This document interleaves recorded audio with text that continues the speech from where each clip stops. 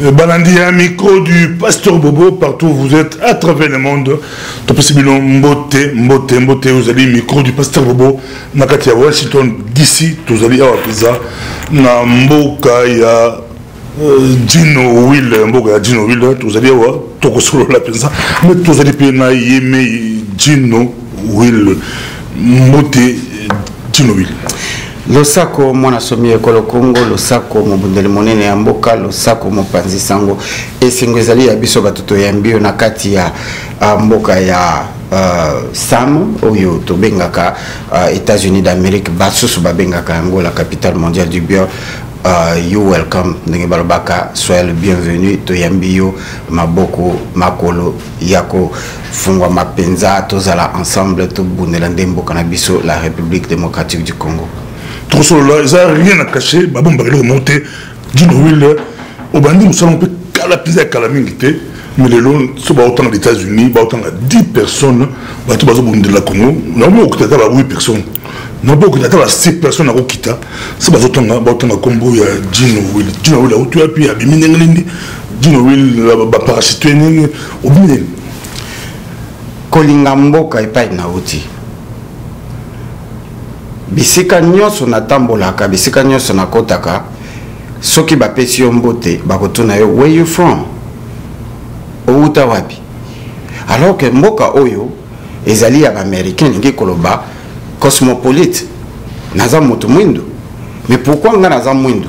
Ba nord américain bazali, mais soko kuteli na moto, koti na bureau, lakisi passeport, bakotuna yo, where you from? Outi mboka nini? Okosuka o comprendre que ce qu'on est ici na Witi Maryland na Witi Alabama a tenu originally. Donc originairement tu viens d'où? Okosuka loba, je viens de la République démocratique du Congo. Amour o yamboka nangata on a bimi na komi libanda. Ndenge mboka nangeza ko tambola et pas y place nyonso ko présenter Congo, bazomo na Patrice Lumumba, bazomo na richesse. Parce que mboka na biso moto etongi Nations Unies, mboka na biso moto etongi esali bombe atomique, mboka na biso ezali biso motolobi yango te babenga wana ba français scandale géologique, mboka na biso ezali terre stratégique pour la technologie à 3020. C'est vrai que c'est le deuxième pays le plus riche de la planète et le deuxième pays le plus pauvre, et l'eau que c'est que maître Jean et l'eau abima. Souci ya komona que na vanda kana lala kalikolo ya minéraux oyo ko tambusa mokili, mais nazali pauvre, nazali ko moisi na kati ya bamboko. Qu'est-ce que Jean devrait faire pour amatissa honneur to apporter contribution à un changement de la situation en Congo yango esalingai lelo batu ba maître Jean.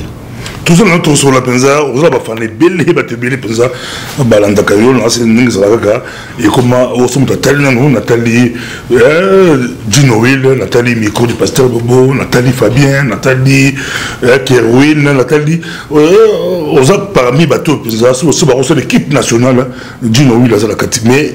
Gino Will. Avant tout contre dans le dossier où batubele ba beti ba ko batmusu ba koyi ba zo le ba mama balili alobi mobundeli mboka muto abunda kapola mboka. Que s'est-il passé? Moi te répondre dans nos alité tout ça na yomoko Gino Will batubele balili ba mama beli ba koyi pesa batubaleli okolo balini. Qu'est-ce qui s'est passé? Na baluki epa ya ba mama pe bande ko nyoso babundela ka Congo.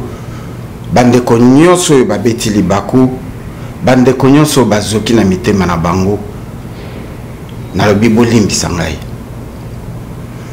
Kosenga bolimbisi ezalaka kaka te pa na biso ba africain parce que vous allez coupable ya likamoko. Okoyo ko betisa moto libaku indirectement. Na likamoko esalami o ezalaki intentionnellement te, mais ba pointo na musa pour bi pardon bolimbisa nga ba mama.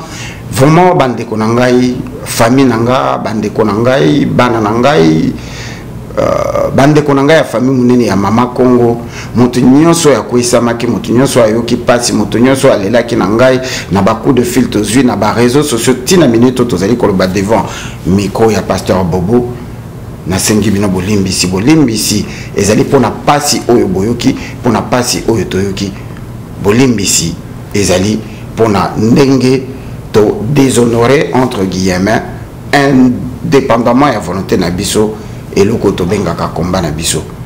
Donc liboso na répondre na moto na nangi na loba oyo salami ezali na kati ya bitumba soko zali na adversaire bozali ko bunda na ye tous les coups sont permis parce que ceci na yo ezali au remporter bitumba et oyo ezu maître Dino ezu moto nyonso ya bunda la kabitumba moto nyonso oyo azali na kati ya résistance parce que ngana se considère opposante na kati ya résistance alors to yeba ke ndeko tango akwei ekoleka malamu to simba ye to telimisa ye parce que nul ne parfait toute personne est faillible donc to telimisa ndeko parce que na sima ya kobundisa maître Dino ezali kaka la personne physique de maître Dino te ezali kombande ezali na bitumba et tous les coups sont permis tant ba betio le kofi soki bomiote ata ozali kotutube ata ozali côte ata ozali kao de boule moment oyo asomé ote okotelema donc na sengi bino botelimisa ngai to continuer bitumba na biso parce que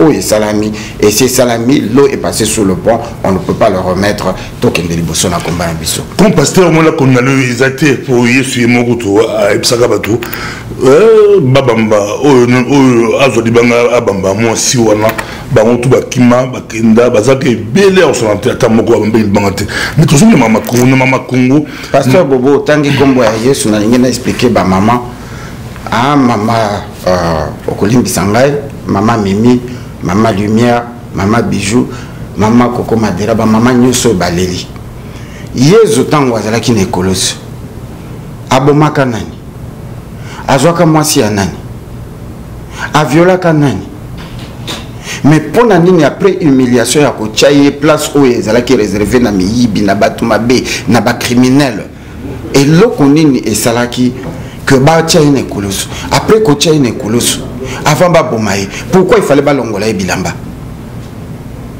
parce que ba chaki na mutu na bango que soki ba longoli e bilamba liboso ya ba maman na bande kona ya basio bazalaki wana ba ko humilier plus est-ce que cela lui avait empêché de finir son travail? Dino oui, là c'est une toquée d'ango. Merci Mengi. Mais la songi, mais bah pour la vie que Dino oui, il fallait allobater. Tant que vous sous, n'a pas tout badingako et puis ça va kanda, kolobana et puis ça va kanda. Je viens de le dire que l'eau est passée sur le pont. Nakokiko est rosala difficile pour nous satisfaire montunyoso. Les rios au micro le baka. Au taraka commentaire, il y a les gens qui t'applaudissent. Il y a les gens qui te critiquent, il y a les gens qui corrigent même ton langage, même le verbe et l'adjectif que tu as utilisé. On ne sera pas capable un seul jour à satisfaire à 100% désir de ma pensée à bateau.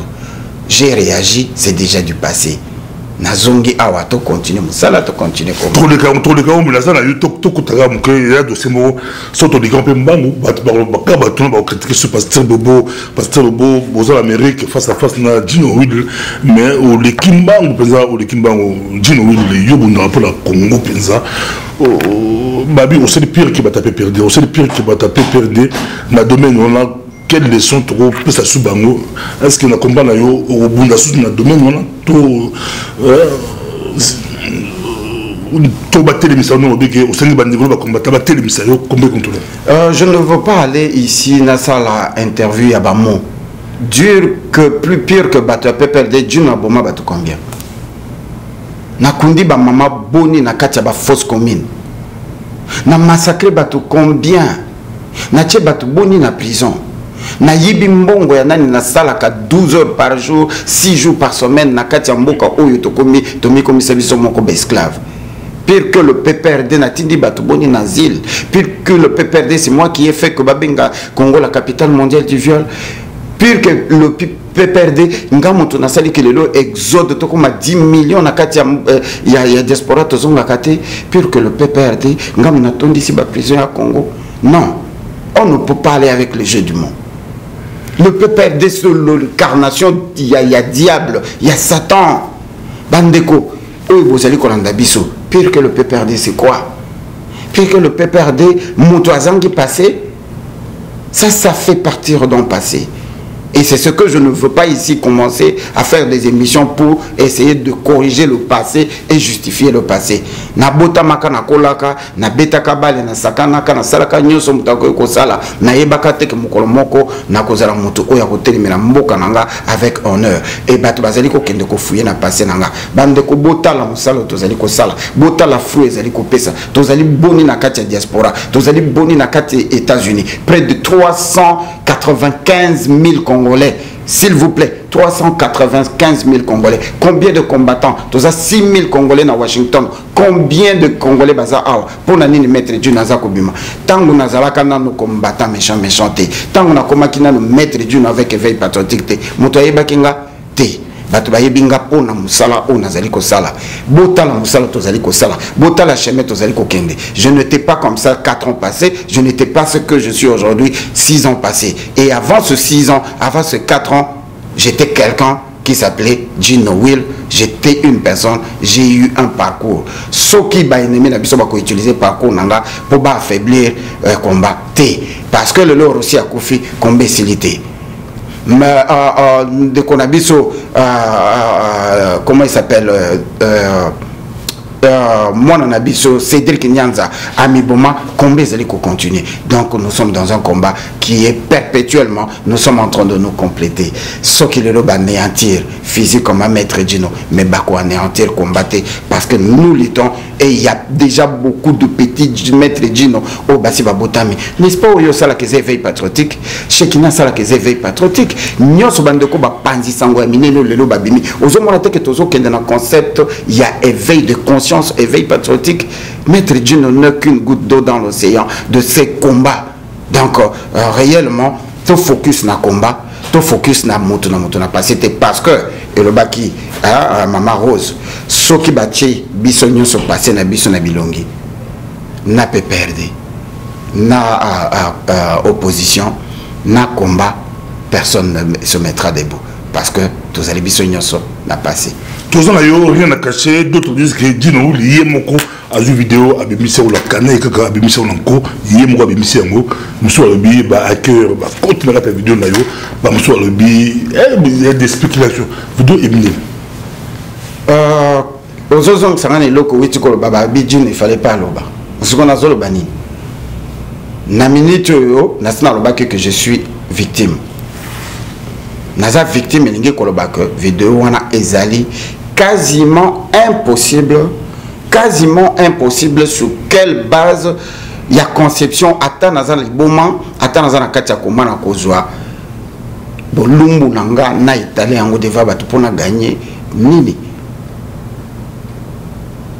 Donc nazali victime vidéo wana ndenge komeli na ba réseaux sociaux nanga na auto éviter mais lelo yo tozana bamboka balwa tokosuka toyeba ekomaki kuna ndenge moi on a poto le retard pour azab mineur azalaki 14 ans 13 ans qui majeur et ceux qui bateau balanda qui vidéo bon mona que il y avait rien de viol ezalaki avec consentement moto na moto abota mazali na fantasme naye moto na moto a expressé kabolingo naye na ndenge naye. On ne peut pas juger les sentiments, on ne peut pas calculer les sentiments, ce n'est défini dans nos qu'une constitution dans le monde n'engeni ni mutako eko exprimer ba désir nae. Ce qui est fait est malheureux que ebimi libanda mais tango salamaka et yebanakate ce n'était pas malheureux n'engena lobaki bon fungola ba tiroir na bisoto yeba mais squelette combien to bombi nakati. Je ne suis pas ici pour accuser les gens, je respecte le média, je respecte bande konango balanda kanga bo tourner page au ezali le passé moi na ndeko moi si on a mérité respect makasi parce que azali lelo mère et azali na famille nae. En tout cas, respect pour la famille nae to l'équipe tapona. C'est important to bande nango mais respect au rassurer le public c'est pas 13 ans, c'est pas 14 ans, c'est pas 12 ans. Non. C'est tout l'équipe en haut, tout l'équipe en haut. Tous en a Gino Will, tous en a yo, tous en a tout autant Muyambo le Congo. Comment Gino Will, Gino Will. C'est comme on va prendre piscine au bottom nango Gino Will. Will les Hollandais Will. Ouais. Tant on a botamaka na miyebakate, les parents ont choisi le nom de Wilfried. Yango to kata na mokose Will. Au kata depuis Congo. te nakateli yango awa yo moto au bandi combat avant déjà avant nazala qui ko s'incarner na image ya natanga na académie de beaux-arts na sala filmologie donc na kati ya filmologie na koma ki kutu kokoma moi ba histoire ya ba mabuki à l'époque ya kala donc là na komona Will Smith comme un bon acteur na koma ki na désir wana ndenge zala kaka j'ai coupé le nom de Wilfried na Will mais Gino ezali moi de combo ya kobotama tango babotama pesio combo Wilfried et obandi kokola batu bamoni yo que ozali ko incarner image moko boye o ezalaka que ba surnommer yo et remplacer combo na yo batu mingi bazali na yango et puis tant to bois kaka pe batu ba changer ba combo donc combo na ngai ndenge bomona kango ezaka ya kobomba te ezaka Gino Mukasa ezali vraiment le combo na ndenge ezana identité na bakisa Will pour na média pour na créer concept moko c'est la différence avec mon vrai nom parce que nazaki na pour ça la publicité à combo na ngate et neni yango boti Gino Will donc Gino eza combo na ngeza na kati ya carte d'identité ndenge ezali pasteur Bobo ndenge mutu so azali Jean-Marie ndenge mutu so azali André combo na ngeza Gino et puis Willow ça vient de Wilfried qui était mon prénom d'abord voilà toujours na yo Gino Will na muso na yo oza très apprécié très aimé dans le baki mais Gino Will au lieu de travailler tout mbata ozobeta obeta UDPS obeti obeti MLC obeti UNC obeti même à Parico obeti ba combattant obeta tout on sa tendance yo za côté parce que so baso landa yo bato landa yo za peuple baza ba tendance tout mais yo poso beta tout nazwa ki concept wana o babenga ka ligne éditoriale tant moto ozali ko créer chaîne na yo pasteur Bobo oza na ligne éditoriale na yo olobaki que yo okosala ba émission na tendance boye ba analyse na yo ekozala orienté par rapport à boye pour tout le monde pasteur Bobo azobeta masole ya mabokete que bato boye basala ki comédie basala ki ngo bientôt zo critiquer zo analyser ngo te mais alors koza mopanzisa donc biso ba panzisa ngo tozala kana ligne éditoriale ndenge tozali tozana kati ya building ya Al Jazeera oh bolimbi c'est tout ça la Al Jazeera publicité parce qu'ils nous ont donné ce cadre et lingi ko bazana ligne éditoriale na bango CNN BBC bazana ligne éditoriale na bango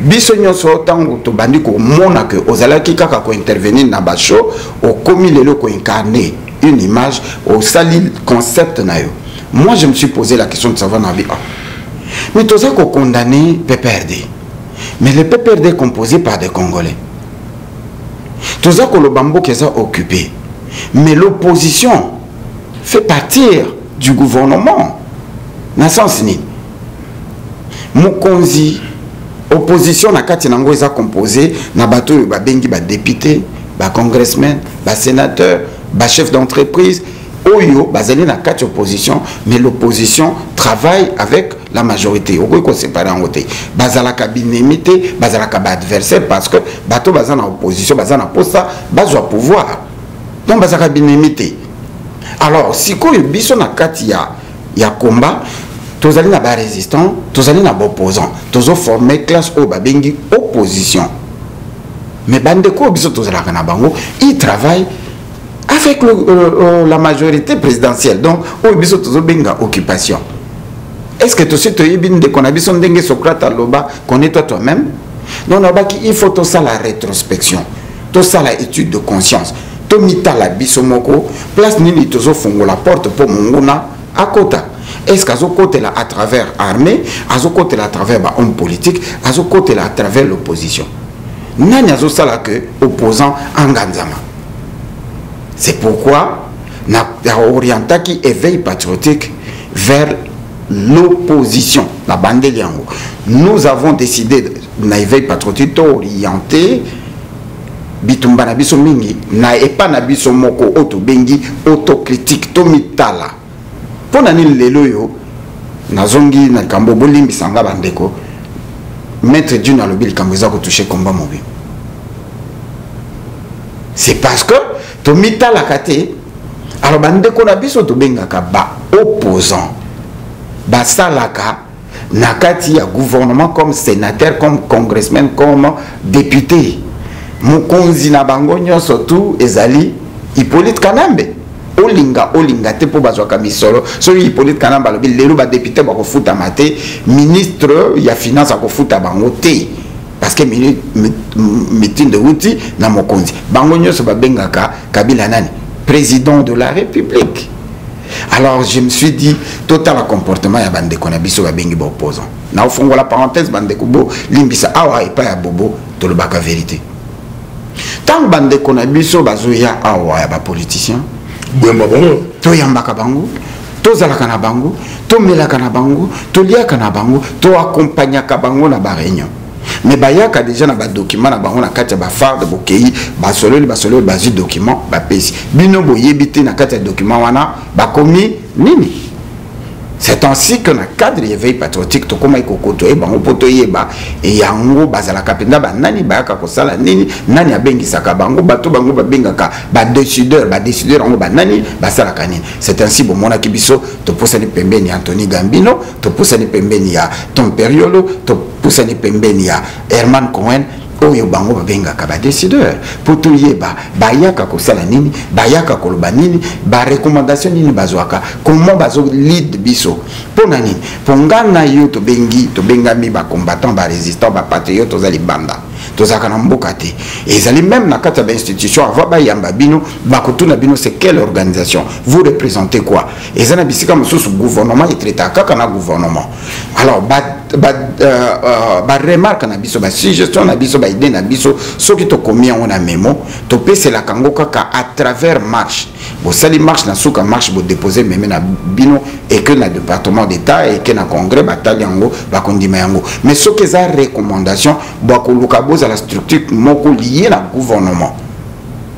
Alors à ce moment là tozonge pa bande ko na biso bayaka comme ba politicien ya opposition bo pesi bango document batangi ba rédiger yango na langage na bango politique pour ba kotisa yango donc tozalaki na posa bande ko na biso et c'est que nous avons constaté avec beaucoup de regrets d'amertume tango bande ko na biso bazalaka bazana langage mususu mais ceux qui ba komi na Congo bazana langage mususu il se justifie balbi na Congo tozali trop exposé tozali na danger. Mais comment est-ce que ça la combat moko ya bien. Il faut qu'on liluka moyen to yeba yango. C'est ainsi que combat nanga combat ki mingi ya ko côtoyer mbotol ba combattre information nanga combat ki ya ko côtoyer bande ko na biso to bengaka ba politicien na yeba isika ba kendaka balobaka nini bazwaka mebeko nini basalaka nini et après to keye pa ya ba décideur, nous avons côtoyé le décideur. Il y a un moment qui langage n'a changé qui et comme que Nambo Kanabiso, il n'y a pas une opposition républicaine, l'opposition d'accompagnement. Pourquoi avant tout na moto mususu parce que na moni penda mituni zali koya parce que moto alongo na Congo aye awa akuta na Herman Cohen akuta na Tony Gambino akuta na Tom Periolo azui recommandation azo sala volonté à peuple ti azo sala na sala yo ngodi autant que ba démocrate ba ton PD les autres ba démocrates mais donc tozo non c'est pas trop bouger non qui m'a fait bouger dans c'est pas tout le monde n'a pas vu la nouveau les bonhommes na répondre non motuna na yote non tuni pourquoi na sataka mingi kaka na ba parti politique mais na takaka ba parti politique ti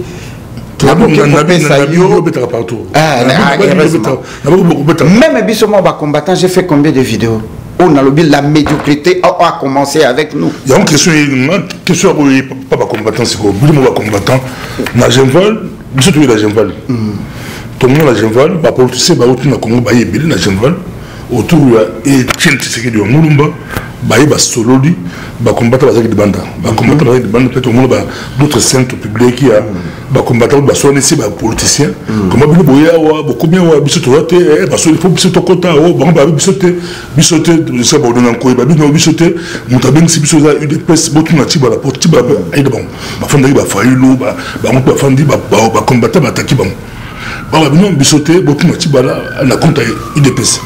Donc, les combattants, les couloir. Les autres, je crois qu'ils sont un peu radicaux. Les radicaux, ils sont en dehors à Genval. Les combattants, ils sont modérés. Les combattants modérés, ils sont à Genval. Mais les combattants qui sont à Massoloté, ils sont couloir. Les radicaux, ils sont à Bobo et même Genval. Surtout, ils sont nazomona pour wana bino ba combattant c'est comme si bo raté le combo bo raté net national média national combat na resitué wapi pour ce national média aux un peu en dehors la bango sur zakat na bango on dirait et le monde raté ou ça la analyse en même temps la tête à combat rapide banda combat. Merci Mingi, chers compatriotes, mesdames, messieurs, vraiment on a CPI na kosa l'émission na lelo po bande ko ba mona lumière. Malheureusement tozana ta ebelete avant olongwa awa to kosa l'émission mosusu. Maître Gino Abundaka kumbaka kandenge bomona ngote.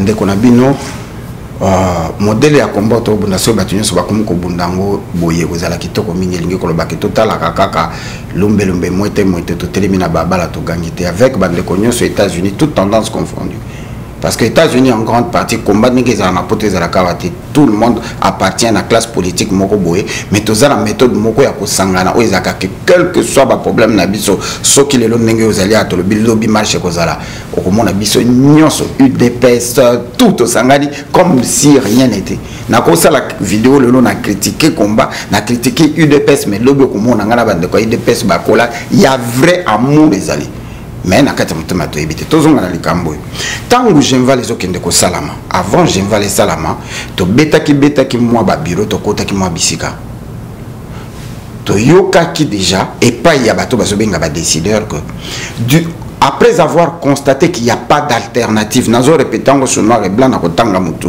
ou alobaki ngo tazali mutu munene na mboko yo alors nous avons constaté qu'il n'y avait pas d'alternative nous avons décidé nous avons décidé de prolonger le séjour de Kabila en attendant qu'il y ait une alternative avant que tout j'envoie salam.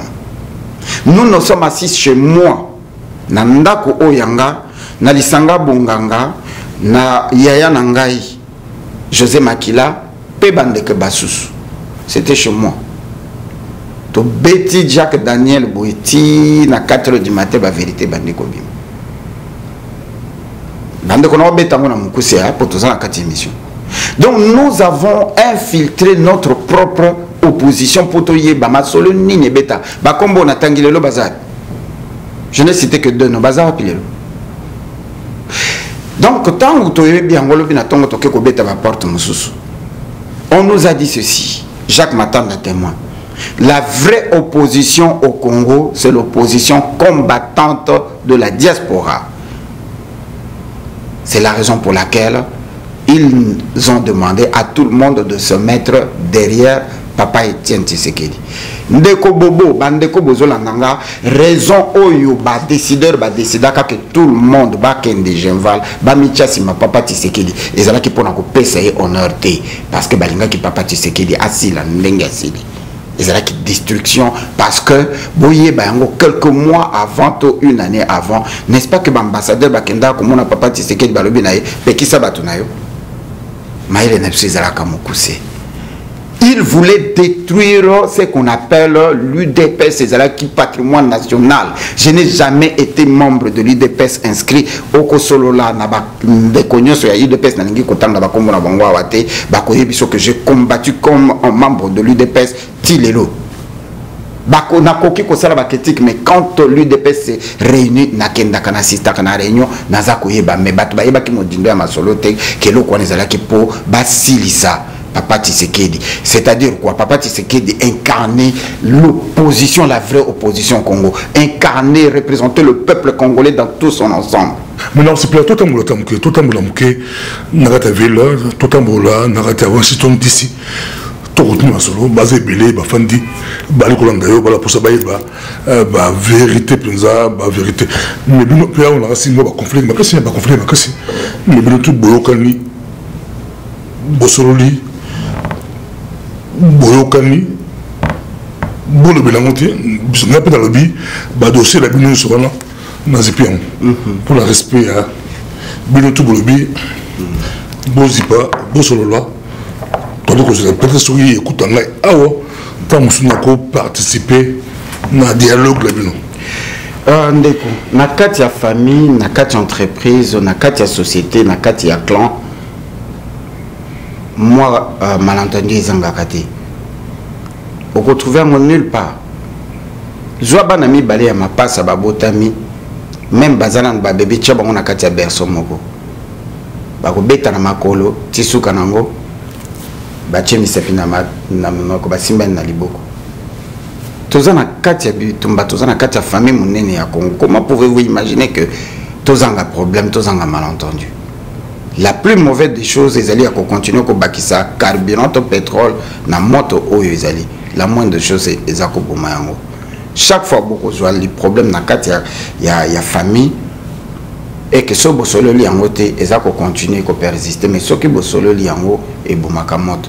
Nous avons des différents, nous sommes mutna obédience nae, mutna parti politique nae. Les gens confondent le combat automénakana par problème personnel. Sincèrement parlant, des fois, on connaît surtout un problème personnel. Au moins, bon, on a mis thème. Le problème de biso. Rien. Il y avait des mots. D'accord. Ni Honorine Banda, ni Félix Tshisekedi, ni Fayulu, ni Matongolo, ni Jean-Pierre Bemba ou Gizenga. Nazongi Awa, je n'ai jamais été moto à l'Aksanga. Membre d'un parti politique. Ce qui n'a pas que la régionaliste, je serai dans Palou. Parce que Nazali Moutabandundu qui zeng Nazali loko la kokonanga. Palou, on s'appelle pas Fayulu. Pas Matongolo. Absolument. Mais tant que Fayulu a bimi, vidéo est pas Maman Lumière, na radio sans effet. Parce que nous avons interviewé un aéroport.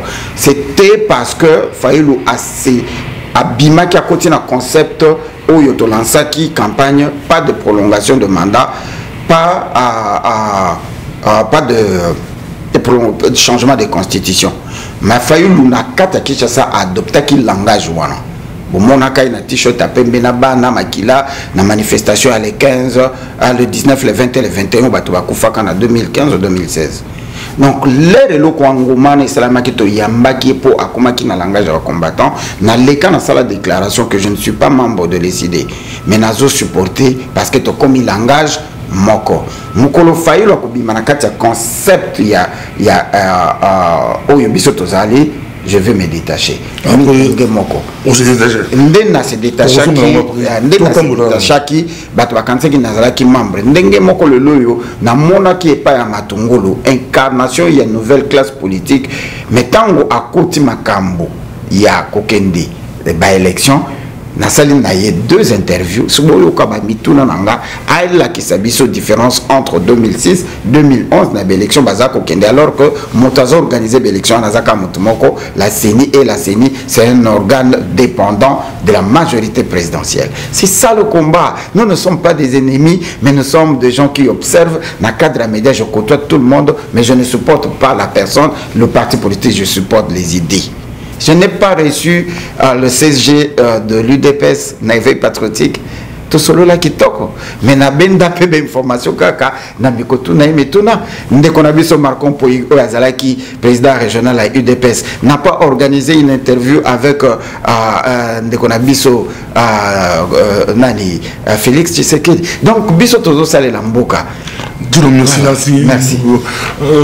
Tout mais avant tout m'appêtre aux alentours conférence 2-3 minutes un peu surtout dans ta ville bandeko merci mingi yo moko ozali na yebi ko totiki bandeko na soif to tambola to kota na conférence tozana na conférence awa conférence eza monene ezali conférence ya ba-africain basangani na cadre ya panafricana mais ezali lokola ONG moko ezali ko tombola valeur ya ba-africain na kati ya États-Unis d'Amérique en particulier na Washington et initiateur nango ezali bandeko na biso ya ba congolais basalaki yango mais ça regroupe toute l'Afrique eza conférence kitoko monene ezali vraiment na high level yango moni ba pesi biso cadre oyo donc na sima ya conférence oyo toko sala ba émission bokoye ba mingi na détail. Je félicite ba initiateur ya eloko oyo parce que ndenge tozali awa il faut teka image à Congo tant bien que mal na mboka na biso bazali ko continuer ko boma et que Mboka Nabiso est allé considérer le deuxième pays le plus pauvre de la planète, où on ne peut même pas dire un mot,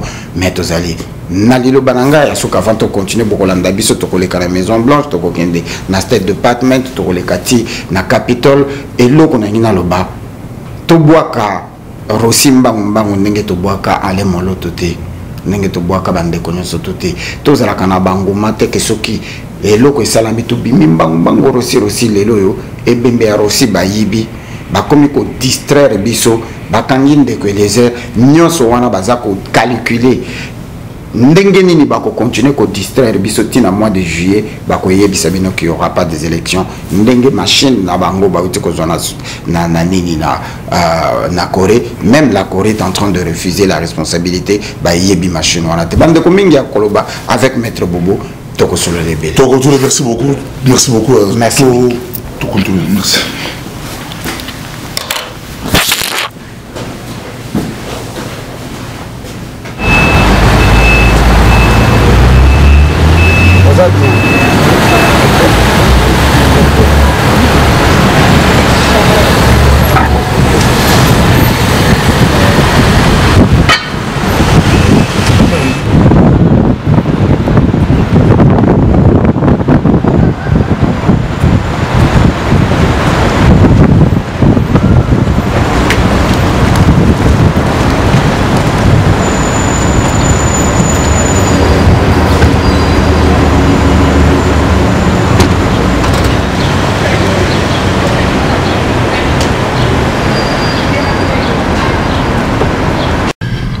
Balandi un micro du pasteur Bobo, bonjour, tous en a Dino 8, Bisson Tribokinde, de Bosso la Bisso, ils habitent Maison Blanche. Donc voilà, tous en a eu, tout sur la pizza, na Dino 8. Mais Dino 8, de Bosso la Bisso, ils ont Maison Blanche. Question à Koutounogé à Moko.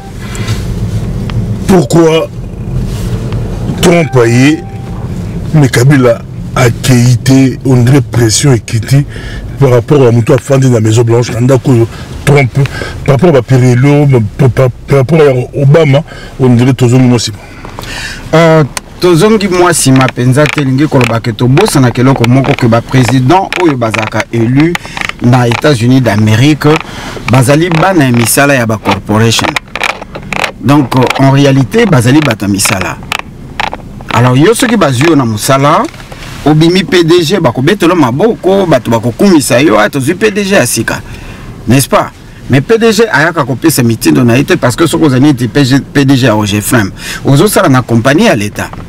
Donc vous allez PDG Folanda Mibeko, il y a l'État, il y a autant de sa compagnie. Alors pour nous, il y a un exemple, Obama, Trump, Clinton, Bangonyo Sobasala, Kabazala, qui basali à Maison Blanche, il y a un le poteau, le nouveau locataire du Maison Blanche. Voilà. Mais Kabila, attends, là. Bamela champagne bamba c'est là quand même tant au ton pagnagi il habite le ton yango tozo bamba c'est là yango tozo kendelingi kolobanini mutu oyo aye na Maison Blanche a kozala na respect ya constitution na bango na ko respecter ba intérêt ya mboka na bango États-Unis d'Amérique. Alors mutu on a pendant campagne akoki ko pesa bino ba promesse modèle nyonso ko pesa bino ke ngandenge na ye mapata et ko tout amabele to ko changer Congo to ko sala bo ezali ba promesse ya campagne électorale. Mais en termes réels tango et ko koma na faisabilité président wana il faut alanda mibeko ya mboka na eza kolobanini a respecter ba intérêt ya mboka na ye. Alors toko luka parking to tourner ma détail parking ya mo. Donc à côté là ba intérêt ya mboka na ye. Donc Obama a salaki pression mingi na moto e ba bengi Kabila a pesa qui prend l'impression qu'il faut balongola Kabila, mais en réalité zalaki kenyo so on zalaki démagogie na cadre politique ba américain batala intérêt na bango. Voilà pourquoi Trump pendenge aye makambo mususu oyo ye akutaki oyo ye ezana contrôle na yete ako respecter yango ndenge akoteli yango akoki ko ya ko changer ba donté. Et surtout en ce qui concerne le Congo, il s'agit des intérêts il y a États-Unis d'Amérique na kati ya Congo. Ce qui par exemple États-Unis d'Amérique ezali komema États-Unis d'Amérique, au Congo, ils allaient comme même aux États-Unis 50 milliards de dollars par an en termes de minéraux. Aux États-Unis à Rwanda, Trump a coquille changé en côté. Donc quel que soit pouvoir n'a changer en côté qu'on continue dans le même pouvoir. Voilà. Dans mon garé facilement devant Maison Blanche. Oui, tu gares comme tu as la moulaï mingité, donc nous pouvons garer ici. Parmi les lacs que tu as téléma pour quelques minutes et puis tu continues. Bah compliqué sécurité. Oui, dès que tu as secret service à zone mon abisso, bah si bah scanner voiture, bah camion se zole automatiquement. S'il y a un problème, tout le monde a besoin de bagoya, que bon on tout mais aussi longtemps, bah ici bisoté tu peux profiter dans quelques minutes pour te salaire. Merci.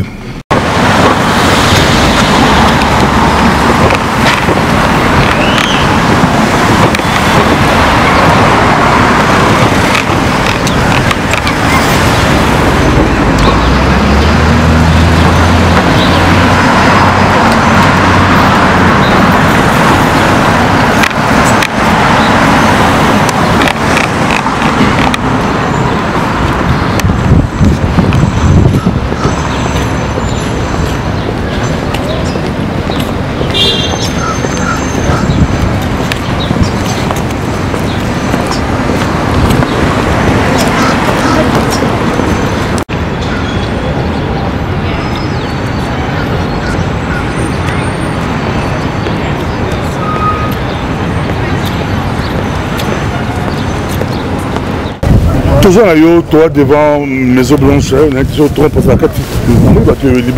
c'est Trump Trump Sokazati et puis Zali Maison Blanche bureau na place Zali place na Musala akoyi kozala awa akozala kuna na building wana akoza de l'autre côté akoyi kozala pe na Samabele parce que ndenge ozomona ngwa wana Samabele eza à peu près 8 niveaux. Eza 8 niveaux banzele Zali. Oui niveau nenge mataba ngweza na se banzele zali batambolaka bazala ba mituka mikenit mituka ya golf bakolongwa wati na département d'état na se donc ebombi makambo ebele apparence ozomona moke le monde ka moke apendo yo apparence mais na se nango eza makambo susu mais officiellement sur bébé mais quand vous avez breaking news alors belaka na mopanzi oyo te oyo ezali lokola apparemment oyo liboso ndako parce que Pennsylvanie yango yo mais biso na mingi na ba États-Unis bandako na biso ezalaka mingi na sima c'est-à-dire qu'en réalité lupango eza na sima oyo eza lokola sima ndako mais eza liboso ndako yaka façade mais sima donc soki to baluki na mopanzi na musu okomona place hélicoptère télémaka place asalelaka ba breaking news eza nde na mopanzi wana na sima entrée ezali kuna yango omona so hélicoptère ekiti bato bakotelaka kuna pourquoi bâtiment la pembe Maison Blanche wana il faut que na Google kota la définition ya Maison Blanche ndako ya pembe lingi kolobani je ne sais pas banda Washington et Salama babenga yango Maison Blanche non échange te banda et banda awa toujours la Congo Dino Will dans les États-Unis Will voilà sa volonté Will la mobilité Dino Will mais pour la Congo c'est possiblement pas autant combattant mon con basé bato ba onuri ngwanda bakoti pla mtombo kaza na solo tozui bato ba mate fayulu tozui na kota ba kombo na ta ba kombo ba Gabriel Mokia ba Dino Will pourquoi pas Pasteur Bobo pourquoi pas Fabien Kouswanika pourquoi pas matanga ba Odombo ba Henri Moké ba Jacques Miango vous mobilé pourquoi pas parce que tous en lobbying lobbying mutesala comme ça ndako il faut lobbying ndako pembe ouais il faut lobbying mboka oeza et fonctionne que ça lokola et fonctionne lokola business il faut même na quelque chose c'est lokola loi d'offre et de la demande oye babango balingi nini et qu'est-ce que tu peux offrir soki yo sali bongote soki biso africain to sali bongote bango bazali ko dicter biso o bango balingi c'est-à-dire la situation Congo na ndenge to zalelo na lobela que le to zaki na studio ezali problème il y a alternative c'est-à-dire ndenge yo oza to zaka na habitude ko lobake nazalaki na choix ti c'est-à-dire que les Camerounais salami parce que je n'avais pas le choix si ko yo bango bazozo argument que bazana choix parce qu'ils n'ont pas quelqu'un d'autre oyo ya pona bango za valable ya kokumba Congo d'après bango Alors, bato oyo baza supposé, baza lead lobby, bazo benga bango ba décideur. Donc, c'est la bango que c'est à eux de décider qui va lead le Congo. Donc, ce qui biso to s'organiser, to se structurer. Nous avons un lobbying. Lobbying est l'avocat, Moutazo jouer interprète auprès du marché États-Unis. Oyo to koki organiser to lobby. Ndenge to exemple, to un exemple à Jean Bélé avec le cardinal Mosengo. Tant que bango bazo prononcer dans la Maison Blanche que nous n'avons pas d'alternative, c'est-à-dire qu'il n'y a pas une autre personne. Nous avons lobby, c'est un bon lobby. Mais lobby, justement, non, lobbying est d'abord bon côté. Les gens qui peuvent plaider votre cas, qui peuvent parler pour vous. Pasteur Bobo. Batouana nde basenga kambongo mais lobbying en soi eza biso ndenge to s'organiser to ke comme un groupe ya bato baza influent ba jouer rôle ya avocat batouana nde to ko futa ba mais batouana nyoso bazwa kaka mungu te ceux qui ba moni que projet na bino eza bien et que ba yebi que tangu bino bokozwa bokozi ba ko récupérer na ba contrat oyo ba ko signer na mboka na bino bango nde ba ko financer action na bino. Est-ce que tu comprends? Tango AFD les obima. Tango AFD les aiko bima. Tango AFD Bayaka awa. Bayaka komona Bill Clinton. Mais pour mona Bill Clinton, bayeba ki projet ya Bill Clinton. Tango batali Bill Clinton pendant que Bill Clinton était étudiant, à sala ki projet na ye, na kata projet na sala ki sur le Congo, net il travaille à fin d'études. Il a eu la chance, il y a Rosalango sur le Congo, à étudier Congo, à étudier ma minerai, à étudier ma Kamwanato, à présenter travail à fin d'études. Batoua Moya Maël et Bamonia, on va les que Azana idée. Si quoi y a bandi Koluka, Nzelani na kofofile pour un matin au créneau. Yango Bakola qui est avec Hillary Clinton, qui est l'arrière petite fille, il y a Cécile Rhodes. Totanga Bissognon sur Rodési Cécile Rhodes, son arrière petite fille. Donc bato oyo bazala ki on babi petit yo amaile les trois oya bato lokwa ba Maurice Templesman oya simba ki dossier ya nani ya Moïse Katumbi awa bato minini bazali ebele mais bato wana nyoso to ezali fiafio corporation. Donc l'air babandi koluka ko matisa Clinton n'avait pas assez de moyens, assez d'argent. Donc il faut créer lobbying moko tournaye oyo ko propulser et puis azali na posa misolo. C'est à ce moment-là qu'il avait contacté lobbying ya Mobutu bandé ko fonctionner à l'époque parce qu'ils avaient makasi. Mais message est comme là comme Mobutu. Mobutu a une lobbying. Ya makasi awa. Mais le message ne lui était pas arrivé. Et comment il n'a correctement Mobutu n'a moins orgueil que Bamastane Moutouba na pouvoir républicain avec Bush le père a négligé Kango. Alors que Mobutu na voyage, on a leur message, on est à Bandako Kokende na Allemagne, je crois, Kokuta na Museveni. Beaucoup d'ango ne veille patriotique, beaucoup de détails avec la personne même Oyo Batindaka. Ce qui a fait que pendant ce temps-là, Mokonzo ya Rwanda, comme Paul Kagame, Azalaki Awa Kosala service militaire. Azalaki Awa na États-Unis. Donc, pasteur Bobo, nous lobbying oui. Masolo kaka totiana mbongo te batwane fuba mona intérêt moko boye o memi eloko moko ya sika oyo ezo garantir ba intérêt na bango bako solo la bako bengana ba chekeyo ba organiser ba sali manœuvre moko po ba yamba yo awa nasi tozongi na plateau après kotambola na Jinowil na katia Washington DC to l'équipe Maison Blanche to tamboli département d'étudiants, tout l'équipe est peu à place. Dis-nous, il y a une question pourquoi États-Unis au hasard plus la contrôle de Congo, Bango de Batia Mobutu, Bango de Batia le roi des Kabila, Bango peut jouer pourquoi les lots américains, malgré nous, on l'a expliqué, la diaspora, si vous voulez opposition aux combattants, pourquoi pas un milliard de combattants, un milliard de résistants. Nous avons des combattants, c'est des résistants. Pourquoi pas placer dans mon tombeau? Parce que Bazali, la réponse, merci. Parce que Bazali n'a pas ça, Congo est à la diriger dans la nationalité. Nenge Babomaka, Eron Abisso, Patrice Lumumba. Concept na bango ezali que le Congo ne peut pas être dirigé na moto alinga Congo to azali congolais d'origine. après avoir tenté avec Mobutu, Baye, Batie Laurent Désiré, ils ont compris attitude il y a Laurent Désiré que Ekoboma plan machiavélique na bango ou ils allaient détruire le Congo.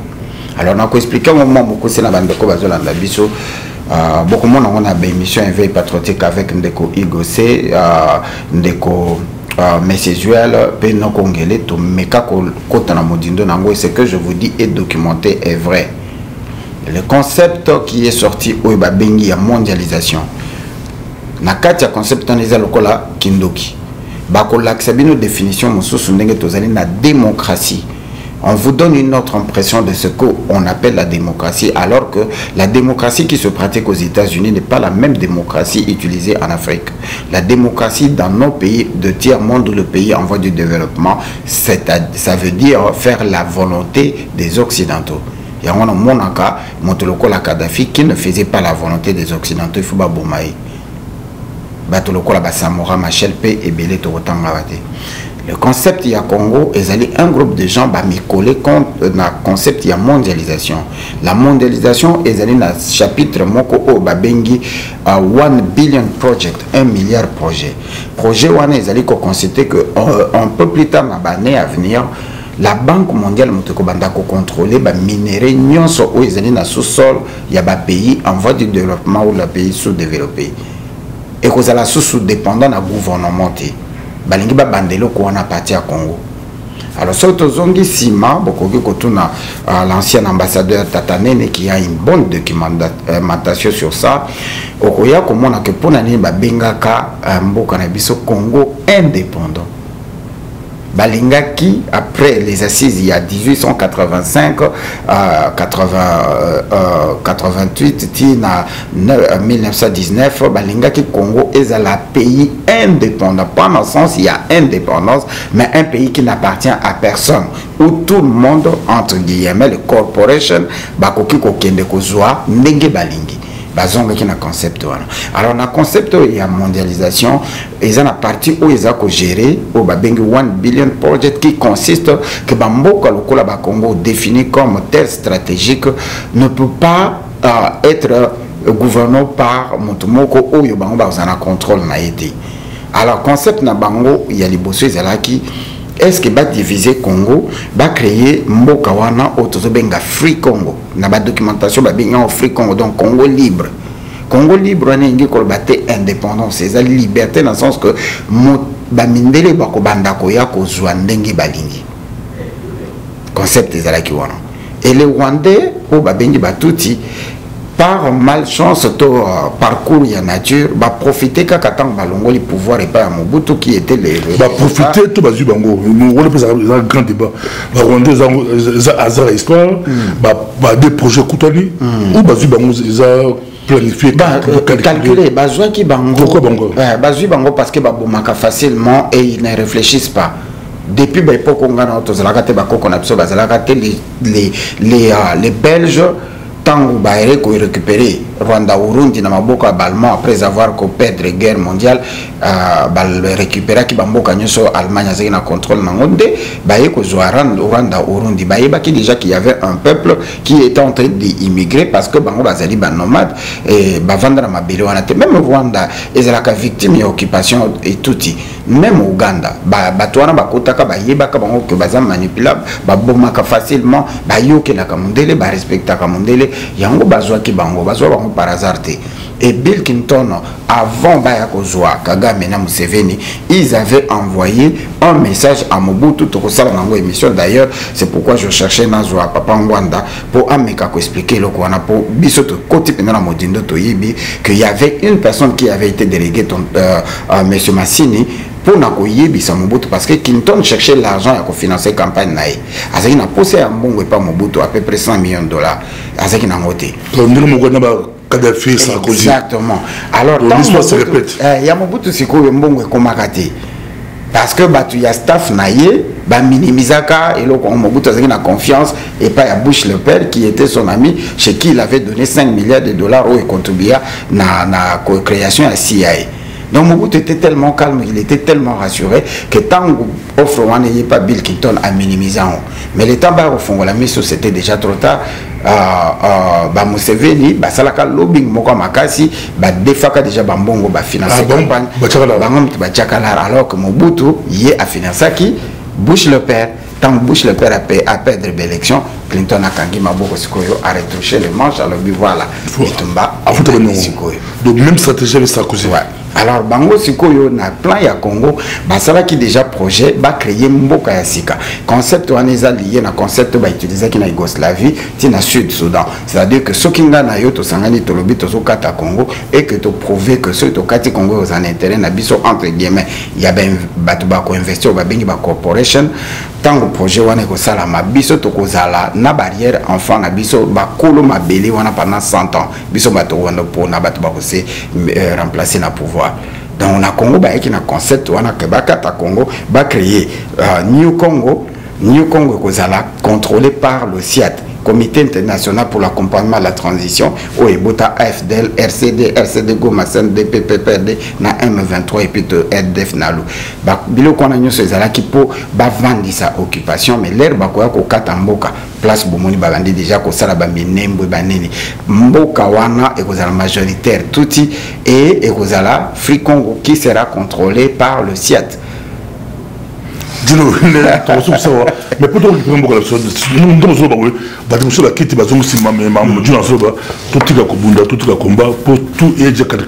comment tu jouer sur cette vidéo. N'est-ce pas que dans la Bible, tout ce qui est révélé est condamné? C'est que le local est bien. N'est-ce pas que tu es ko bimisango yango to bandaki démarche oyo bato bakondana kanga ke ba politicien na biso ba yeba ko solola na mondele pas ko benga e patron de décideur parce que vague ya bato ba supportaka Mobutu ba bomaka 32 millions de Congolais mais bande ko les mêmes minéraux ba mituna pourquoi lelo il faut to kufa 12 millions de morts pour les mêmes minéraux. Batika ko considérer Mondele comme décideur. Biso totika ko bundela ba parti politique to bundela Congo. Biso nyonso to comme concept moko bande ko ba ko buma biso nyonso mokolo moko te ba ko exterminer biso te. Mondele alandaka tendance par rapport à intérêt na puissance. Mondele banga kaka peuple. Soki to komi eloko moko ba ko benga biso le nouveau homme fort du Congo. Ba ko linga ba zo ba garantir que leurs intérêts et kozala protégés. Il n'y aura plus de morts. Mais tant que tu as décidé, tu as la volonté na bango, bako continuer nango. Tu y que place il y a un courant négatif, il y a un courant positif.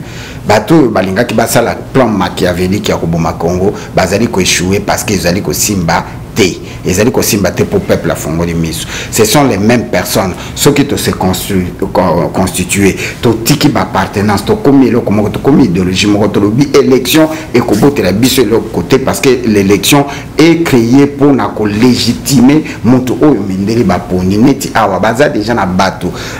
Ndeko est-ce que ceux qui sont là qui n'attendent, n'abanda ko énumérer bino comment ils sont partis tomeka o yesimbité tomeka o yesimbité tomeka o yesimbité jusque mon collègue vanda qui na mère Man Cohen a cité ba kombo ya bato o bango ba si ba déclassés qui ne peuvent plus prendre le pouvoir au Congo. Nana zo pesa bango mitindo wa. Est-ce que bango na tuna ye na mikona pourquoi bino il faut pas prendre la sur le président? Parce que la classe opposante qui devrait faire jaillir une personne n'arrive pas à le faire.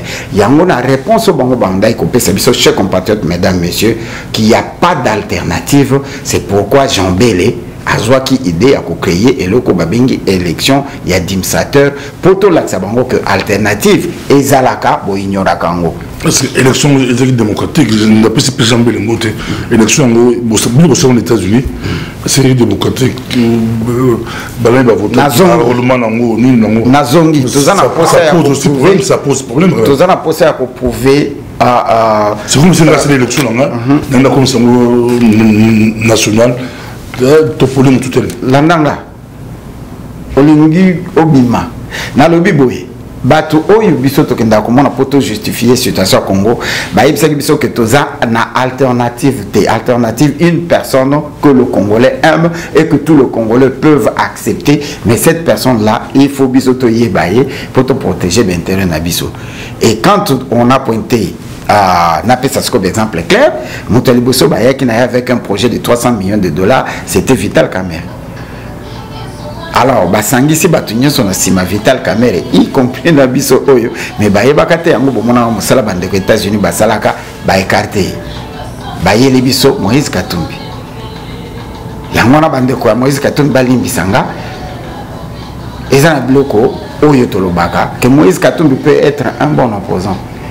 Mais c'est un choix, il y a bisoté. Et ça choix na bango bazo tchaye parce que lui il va continuer la continuation, il y a projet à balkanisation du Congo. Il peut être un bon opposant au Boïti. C'est-à-dire na cadre il y a biloko ya zone dima pour na intérêt na bango. Et ça différentes na Hippolyte Kanambe. Parce que Kamerhe Burundais, il y a un conseil italien. Mais sur le plan concept, quand on va présenter le projet Barbie, bon, il y a combien d'ennemis à Kabila? Parce que Bango basé la conception absolue, ils veulent remplacer le conducteur de l'autobus pour continuer avec le même autobus. Alors que Biso va Congolais, to lingi bongoté. To lingi biso to conduire mboka na biso to kende ko traiter na bango ba continuer ko zo ba minérer ndenge bazo zo période à Mobutu mais biso to zolia on peut bazolia mais bato yo bango bazoya na bango o bazolinga ba faire accepter na peuple congolais o basi bandimi azota la koto mais azo signer papier andimi donc il va continuer la même chose qu'Hippolyte Kanambe. Merci beaucoup. C'est là que c'est mon cousin Nadine Will et monsieur Kitoko, mais moi, et si la vérité, tout ce pays, Koyambayo, Tokyo, Penza, tout ça qui na États-Unis d'Amérique, Bomoni, na Sabandaki, de l'émission naïe, Abandi Maramoko, à 5 pardon, est-ce qu'il y a une stratégie naïe pour tout compte à la montée? Est-ce que sincère, c'est à vous de juger, mais bon, tout le monde, comme pasteur en tout cas, n'a pas jugé tout soit pardon ce qu'on doit s'excuser n'a pas maman n'a pas famille n'a pas tout à s'excuser ce n'est pas à moi de juger nous avons bien beaucoup à l'imbisaga donc tout ce que vous voyez Mobundi Makasi à Bana Congo ba combattant résister belé ba se retrouver là à ça besoin le béli à Mboko la Congo. Merci beaucoup Dino Will de ton année prochainement merci prochainement à partir à Belgique tokoki ko sala ba interview ba oyo balingi baye bo moi mingi po mingi ya makamto lobi ato survoler ngo ndambo bato balingi ko bango na modindo bo hésiter te ceux qui bozali ba responsable ba chaîne bokoki ko benganga na passer ba interview na téléphone je rentrerai dans le plus petit détail na oyo biso to yebi parce que bitumba na biso esuka na balabala te tokindaka na ba source ya ko information pour congolais soka yebi la vraie vérité akoyeba ndenge nini a se positionner pour na ko bundela mboka kimia ezala na mabota na bino ezalaki réellement bonheur nangai mais pasteur Bobo Oyamba ngai. Merci beaucoup ezalaki rien à cacher merci.